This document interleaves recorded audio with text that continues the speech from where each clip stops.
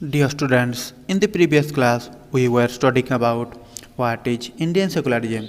Students, let us now continue further. Students, the intervention of the state can also be in the form of support.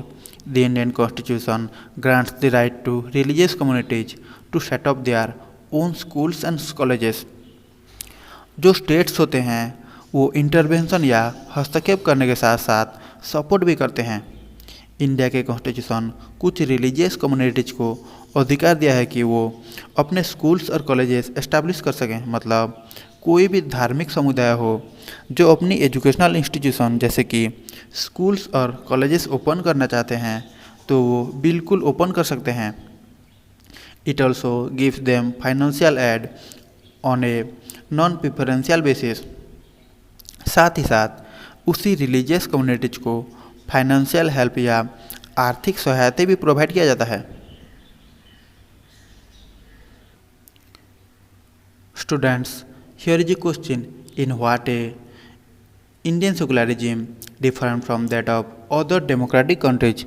इसी paragraph में हम यही देखेंगे कि Indian secularism किस तरीके से अदर डेमोक्रेटिक कंट्रीज से डिफरेंट है। Some of the above objectives are similar to those that have been included in the constitutions of secular democratic countries in other parts of the world. Students, जो हम Indian secularism की 3 objectives पढ़े वो objective similar है other secular democratic countries के objective से। तो यहाँ पर सिमिलरिटीज बताई गई है कि किस तरीके से सिमिलर है Indian secularism other secular democratic countries के ऑब्जेक्टिव से। For example, the First Amendment of the US Constitution prohibits the legislature from making laws respecting and establishing of religion, and that prohibits the free exercise of religion.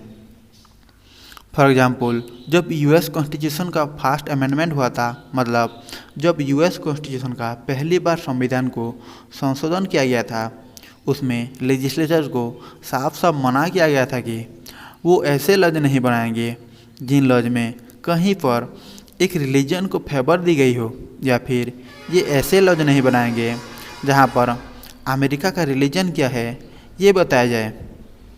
Legislature एक ऐसे body होता है जो law बनाती है। तो constitution के first amendment में साफ साफ लेजिस्लेचर को ऐसे लॉज बनाने से प्रोहिबिट कर दिया गया था, मना कर दिया गया था।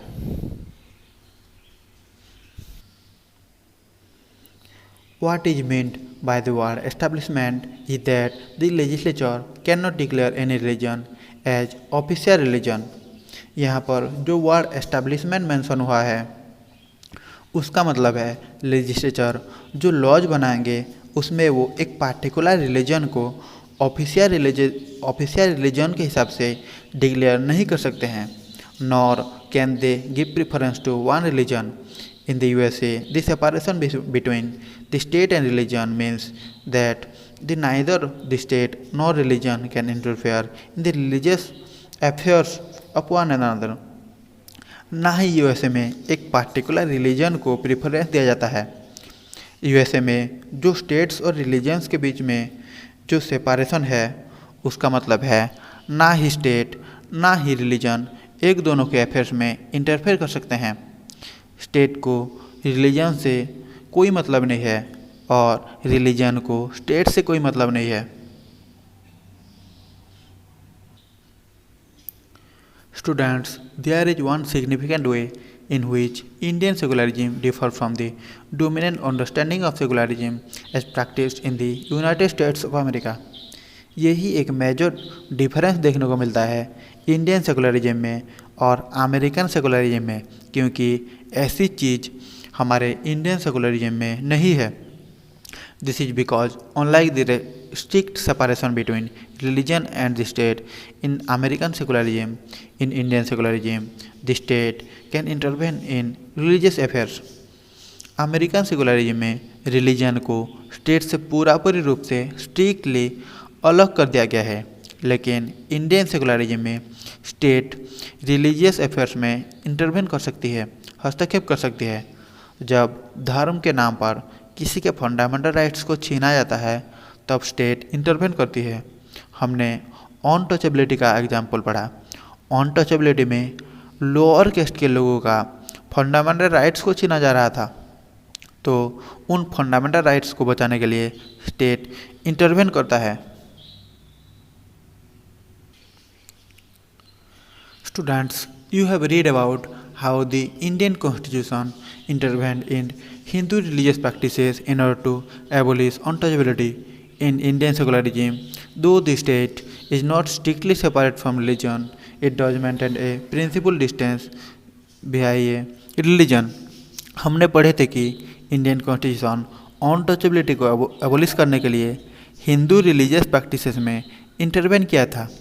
इंडियन सेकुलरिज्म में जो स्टेट है कम्प्लीटली सेपरेट नहीं है रिलीजन से, सिर्फ रिलीजन से एक प्रिंसिपल डिस्टेंस बनाए रखती है। This means that any interference in the religion by the state has to be based on the ideals laid out in the constitution. These ideals serve as standards through we can judge whether the state is or not behaving according to secular principles. इसका मतलब है ये जो भी interference होती है ये उन आइडियल पर बेस्ड होती है जो आइडियल्स कॉन्स्टिट्यूशन में वर्णित हुई है। जो भी ये आइडियल्स बनाए हुए हैं ये ऐसे स्टैंडर्ड्स हैं जिनसे हम ये जज कर सकते हैं कि हमारा जो स्टेट है वो according to secular principles behave कर रही है या नहीं कर रही है।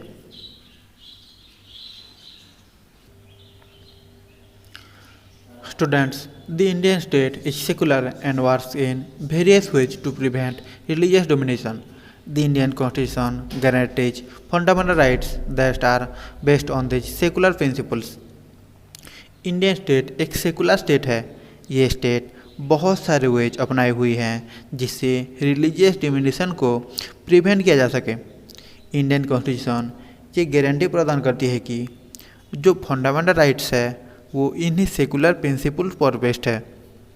However, this is not to say that there is no violation of these rights in Indian society.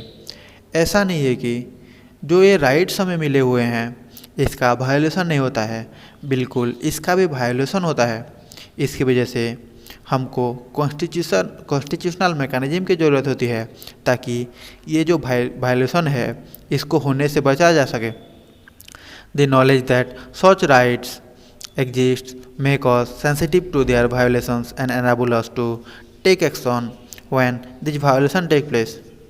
जो ये नॉलेज है, ये जो फंडामेंटल राइट्स की नॉलेज है, ऐसे राइट्स हमें सेंसिटिव बनाते हैं कि अगर हमारे साथ ऐसा कोई वायलेशन होगा तो हम इसके खिलाफ एक्शन ले सकते हैं।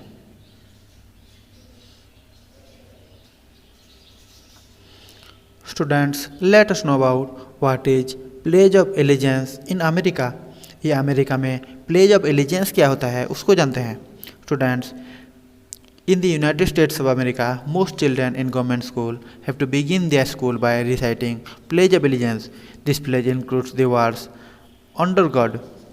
USA में जो गवर्नमेंट स्कूल है उसमें जो स्कूल का डे है वो स्टार्ट होता है एक प्लेज से, मतलब एक प्रतिज्ञा से, जिसको प्लेज ऑफ एलिजेंस कहा जाता है।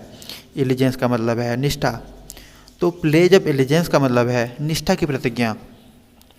जो ये प्लेज है इसमें एक वर्ड आता है under God.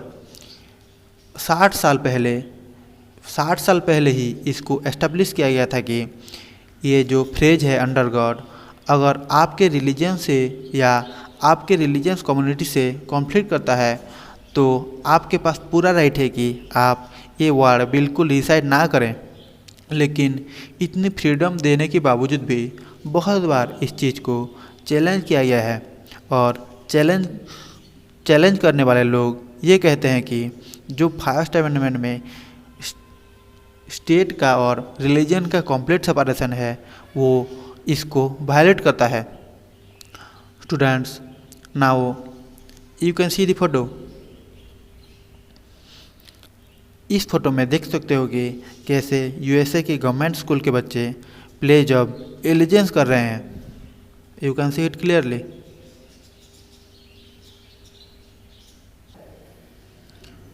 Students, now let us know about France, how France the religious communities. Students, in February 2004, France passed a law banning students from wearing any conspicuous religious or political signs or symbols such as Islamic headscarf, the Jewish school cap, or large Christian crosses. फरवरी 2004 में France में एक law पास किया गया था कि हर एक student को कोई भी रिलीजियस या पॉलिटिकल साइन या फिर सिंबल पहनने से बैन कर दिया गया था। मतलब जो इस्लाम की लड़कियां थे या जो लड़के हैं वो हेड स्कार्फ नहीं पहन सकते थे, जो ज्यूस के लोग हैं वो स्कूल कैप नहीं पहन सकते थे, या फिर जो क्रिश्चियनिटी को फॉलो करते हैं वो क्रॉस नहीं पहन सकते थे। तो साफ साफ कोई रिलीजियस या पॉलिटिकल सिंबल को पहनने से मना कर दिया गया। This law has encountered a lot of resistance from immigrants who are mainly from the former French colonies of Algeria, Tunisia and Morocco। जो ये लॉ 2004 में पास हुआ था उससे काफ़ी इमिग्रेंट्स को प्रॉब्लम हुई और उन्होंने आवाज़ उठाई। जो ये इमिग्रेंट्स थे वो फॉर्मर फ्रेंच कॉलोनीज से बिलोंग करते थे, जैसे कि अल्जीरिया, ट्यूनीसिया और Morocco. In the 1960s, France has faced a shortage of workers and therefore had provided visas from these immigrants to come and work in the country। 1960s के time में France में workers की shortage हो गई थी, workers कम पड़ गए थे, इसीलिए इसी इमिग्रेंट्स को वीज़ा दिया गया, उनको फ्रांस लाया गया और उनको काम दिया गया। स्टूडेंट्स, जो ये इमिग्रेंट्स थे, जो इनके डॉटर्स थे वो हमेशा हेड स्कार्फ पहन कर रखते थे जब वो स्कूल जाते थे। लेकिन 2004 में जब ये न्यू लॉ पास किया गया तो जो हेड स्कार्फ पहन कर आते थे उनको स्कूल से बाहर निकाल दिया जाता था। तो बहुत ज़्यादा रिजिडिटी यहाँ पर देखने को मिलती है और धर्म के नाम पर कोई आज़ादी इन लोगों को नहीं है। लेकिन इन कॉन्ट्रास्ट अगर हम इंडियन सेकुलरिज्म की बात करें तो यहाँ पर ऐसा कुछ नहीं है। धर्म के नाम पर इतनी आज़ादी आपको दी जाती है, आपका सेंटिमेंट्स को ध्यान रखा जाता है। So students, this is all about how France passed a law regarding banning of students from wearing any type of conspicuous religious or political signs। Students, here is also the completion of your lesson। Students, in this lesson we learned a lot of things like what is Indian secularism, why is it important to separate religion from the state, and also learned about what is Indian secularism। I hope you have understood the lesson very well। If you have any doubt you can ask me। So thank you students, have a very nice day।